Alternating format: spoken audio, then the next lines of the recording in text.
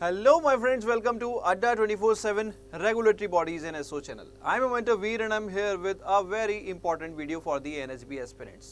जी हाँ दोस्तों, सिलेबस का क्लियर आइडिया लग जाए तो प्रिपरेशन बहुत ही ज़्यादा आसान हो जाती है और खासकर अगर वो एग्जाम NHB जैसा हो जहाँ ऑलरेडी आप एक गुड लेवल ऑफ प्रिपरेशन पे हो सकते हैं, शायद आपको पता ना हो, तो अगर वो आइडिया लग गया ना तो प्रिपरेशन में कहीं ना कहीं बूस्ट अप मिल जाएगा।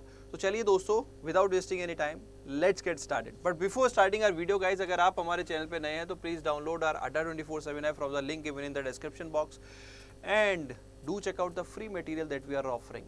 कोई भी आप बैंक एग्जाम या किसी भी गवर्नमेंट जॉब की तैयारी कर रहे हो तो there is lot of free material that we are offering in terms of current affair, quizzes, magazines, power capsules and so much.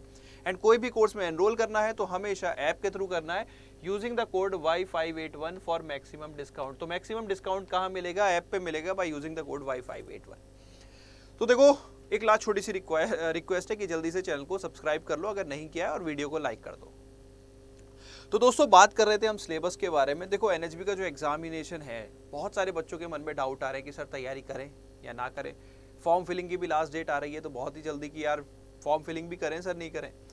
तो देखो, सिंपल सी बात है, अगर आपका मन है, आप एक अच्छी खासी तैयारी आप कर चुके हो IBPS, मैं RBI की बात ही नहीं कर रहा, मैं RBI की तो बात ही नहीं करता, मैं आपकी बात कर रहा हूँ। आपने क्लर्क की अगर तैयारी की है डेडिकेटली, टच वुड किसी वजह से नहीं हुआ था, IBPS PO की तैयारी की है, SBI की तैयारी की है, तो अगर आपने तैयारी की है पहले तो डेफिनेटली आपको ये एग्ज़ाम देखना चाहिए, क्योंकि इसका जो लेवल है वो कहीं ना कहीं क्लर्क मींस या फिर PO प्रीलिम्स लेवल तक के इसमें क्वेश्चंस होते हैं। बहुत डिफिकल्ट ये पेपर नहीं होता किसी भी पॉइंट ऑफ व्यू से, चाहे वो करंट अफेयर हो या बाकी जो सब्जेक्ट्स आते हैं, वो अभी मैं पैटर्न भी डिस्कस कर लूँगा। तो do not miss this opportunity just because vacancies कम है। अगर वैकेंसीज कम है तो दोस्तों, आपका जो सपना है, सपोज कि आपको एक अच्छी जॉब चाहिए, इवन अगर मैं बात करूं NHB का, अगर मैं कंपैरिजन करूं तो it is way better than SBI PO in not only in terms of perks and allowances, क्योंकि वहाँ पे भी वेज रिवीजन होना बाकी है, तो वो पर्क्स एंड अलाउंसेस तो ऑलरेडी यहाँ से बेहतर रहेंगे ही हमेशा, बट वर्क लाइफ बैलेंस भी जो है वो आपको यहाँ पे मिलने वाला है और पोस्टिंग वगैरह सब कुछ बहुत ही ज़्यादा अच्छा है। एक कंपेरेटिव वीडियो भी मैं बना दूंगा दोस्तों आप लोगों के लिए। So do not miss this opportunity, इतना ही कहूँगा।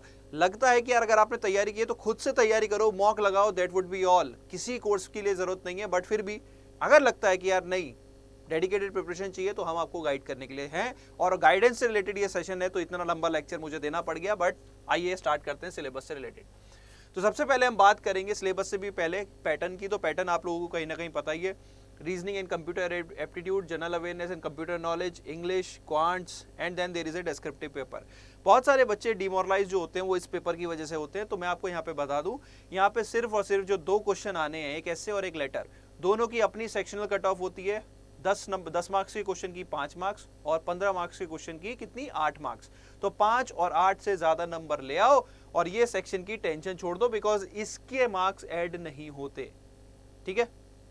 और 8 मार्क्स तो अगर यार देखो, लेटर राइटिंग की बात करूं तो थोड़ा सा तो कंटेंट, बाकी फॉर्मेटिंग भी अगर आपने सही कर दी है, कोई ग्रामेटिकल एरर नहीं है, तो उसके भी मिल जाएंगे 8 मार्क्स, तो ठीक है। तो इसकी ज्यादा टेंशन नहीं लेनी, टेंशन इस सेक्शन की लेनी है, क्योंकि यहाँ पे कट ऑफ हाई जाती है और हाई कट ऑफ का मतलब होता है पेपर बहुत डिफिकल्ट नहीं आता। तो यहाँ पे हमें एक अच्छे लेवल की तैयारी, अच्छे लेवल की प्रैक्टिस विद एक्यूरेसी चाहिए होती है।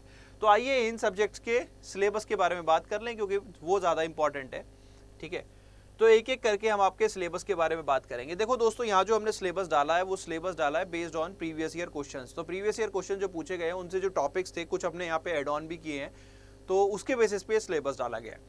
तो अगर मैं बात करूँ, जैसे यहाँ पे सीटिंग अरेंजमेंट है, पजल्स हैं, ये दोनों के दोनों ही यहाँ पे अगर हम बात करें, मतलब 3 to 4 क्वेश्चंस, नॉट क्वेश्चंस, मतलब एक पैराग्राफ होगा जिसपे 4 या 5 क्वेश्चंस फर्दर फॉलो करेंगे। तो इस तरह के 3 से 4 क्वेश्चंस इन्हीं दो टॉपिक से आपको देखने को मिल सकते हैं। तो इन टोटलिटी 20 क्वेश्चन के आसपास तक इन दो टॉपिक से आपको मिल सकते हैं।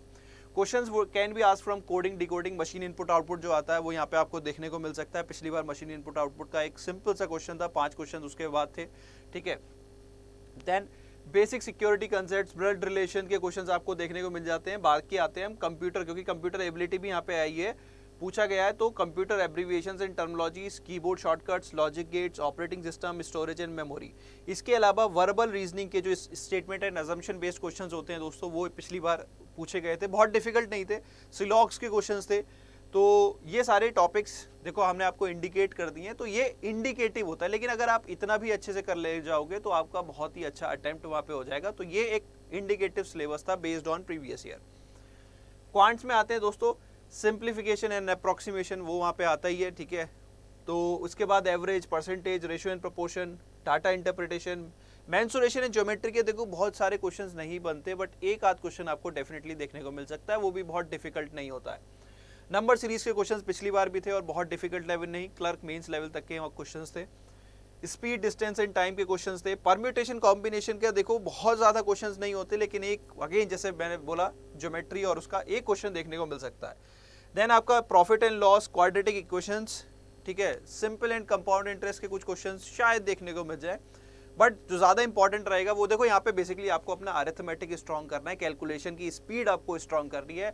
अगर आप कैलकुलेटिव स्पीड आपकी अच्छी है, अगर आप वो कहते हैं ना हिंदी में बोले तो गुणा भाग अगर आप तेज़ी से कर सकते हो, तो डेफिनेटली क्वांट्स आपके लिए एक ईजी सेक्शन रहने वाला है, बहुत डिफिकल्ट नहीं रहता है। इसीलिए मैंने जो रेफरेंस भी दिया है वो क्लर्क मेंस या फिर पीओ प्रीलिम्स, वो भी शायद थोड़ा हायर साइड हो जाए अगर हम पीओ प्रीलिम्स की बात करें, बट उस लेवल तक की तो देखो एटलीस्ट प्रिपरेशन लेके चलो, because it is a all India financial institution.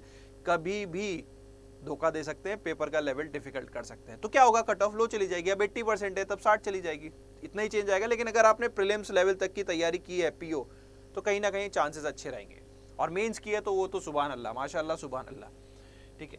Then English language के बारे में बात करें तो fill in the blanks, paragraph completion, error spotting, reading comprehension, idiom and phrases, ठीक है। पैरा जंबल्स भी यहाँ पे आपको देखने को मिल सकते हैं। तो this would be the syllabus, और वो आप जनरली किसी भी क्लर्क एग्जाम में कर रहे हो या पीओ एग्जाम में कर रहे हो तो ये टॉपिक करते ही हो। तो इंग्लिश भी यहाँ पे बहुत डिफिकल्ट नहीं आई थी last year. So this is the syllabus about the 3 core subjects, quant, reasoning, English along with computer ability. फिर आते हैं नेक्स्ट सेक्शन पे, जो कि थोड़ा सा बच्चों को परेशान करता है, general awareness and computer knowledge. तो देखो इसमें सबसे पहले आते हैं आपके करंट अफेयर्स। करंट अफेयर्स में बच्चों को बहुत टेंशन रहती है, तो करंट अफेयर्स के रिगार्डिंग अगर मैं बताऊं, एनएचबी में जो लास्ट मंथ था, जिस मंथ आपका एग्जाम हुआ था, उससे कोई भी क्वेश्चन नहीं पूछा गया। इफ आई एम करेक्ट, शायद मैं गलत भी हो सकता हूं, मुझे जो याद आ रहा है उसके बेसिस पे मैं आपको बताऊंगा कि शायद जो एग्जाम था वो दिसंबर 2024 को था, या नवंबर 24 दिसंबर को था या 24 नवंबर को था, और नवंबर या दिसंबर जिस भी मंथ में एग्जाम था उससे एक भी करंट अफेयर का क्वेश्चन नहीं था, लेकिन उससे प्रीवियस 2 मंथ जो थे सारे करंट अफेयर वहीं से थे। तो यहाँ पे देखो फिर भी हमें सेफर साइड होने के लिए 3 से 4 महीने के करंट अफेयर्स करने पड़ेंगे, और किस किस टाइप के करंट अफेयर्स होते हैं वो आप कहीं ना कहीं जानते हैं, बट फिर भी यहाँ पे मैं सिलेबस वाइज डिकोड करने की कोशिश करूंगा। वैसे बेसिकली यहाँ पे बैंकिंग एंड फाइनेंशियल अवेयरनेस है, तो यहाँ पे करंट अफेयर भी आएंगे और उसके अलावा स्टैटिक क्वेश्चंस भी होंगे। तो करंट अफेयर में आपको बजट करने की जरूरत है। देखो वैसे सजेस्ट तो हम इकोनॉमिक सर्वे भी करते हैं, but to be honest economic survey would be the last document जिसको मैं रेफर करना चाहूंगा फॉर एनएचबी। अगर मेरा बाकी सब तैयार है, only then I will go for economic survey, otherwise I will not recommend it, ठीक है। Peoples in news, awards, sports, days in news, इसके अलावा days in news, last year I think there was a science, national science day पे कुछ question था जो मुझे याद नहीं आ रहा, तो डेज इन न्यूज आपके होते हैं, ठीक है। तो स्पोर्ट्स से क्वेश्चंस देखो एनएचबी में पिछली बार आई थिंक 2 से 3 क्वेश्चंस स्पोर्ट्स रिलेटेड ही थे। Then science and tech in news, ठीक है, ये भी मैं लिख देता हूं, science and tech in news. Then इसके अलावा आपका जो कंप्यूटर सेक्शन है, देखो ये पार्ट तो हो गया आपका करंट अफेयर्स का जो हमने यहाँ पे डिस्कस किया। इवन आप डिफेंस एक्सरसाइजेज जो होती हैं दोस्तों, डिफेंस एक्सरसाइज जो 2 कंट्रीज के बीच में होती हैं, तो वो भी यहाँ पे आपको पता होनी चाहिए। लास्ट ईयर अगर मैं साइंस एंड टेक में बात करूं तो आपको शायद लग रहा हो कि यार साइंस एंड टेक में वो they will talk about some technology only, missile ये वो, उन्होंने कुछ आई थिंक बायोटेक से रिलेटेड जो टेक्नोलॉजी थी वो पूछी हुई थी। तो इस तरह के क्वेश्चंस भी आप एक्सपेक्ट कर सकते हो। लेकिन क्वेश्चंस का जो नेचर था दोस्तों वो 1 लाइनर टाइप था, बहुत इन डेप्थ नहीं पूछा गया था। तो जो हमारी पुरानी आदत रही है 1 लाइनर, शायद वो यहाँ पे काम कर जाए, ठीक है। इसके अलावा ये जो टॉपिक्स आपके मैंने लिखे हुए हैं यहाँ पे, these are emails and Microsoft DBMS, database management system, internet, history and generation of computers, computer knowledge. तो इनसे रिलेटेड भी वहाँ पे कुछ क्वेश्चंस थे, क्योंकि आपका टॉपिक है एंड कंप्यूटर नॉलेज, तो definitely few questions you can expect from applications of computers, तो वो क्वेश्चंस आप अभी भी एक्सपेक्ट कर सकते हैं। फिर आते हैं देखो स्टैटिक पोर्शन पे, current affair, computers, and then there is static banking and financial awareness.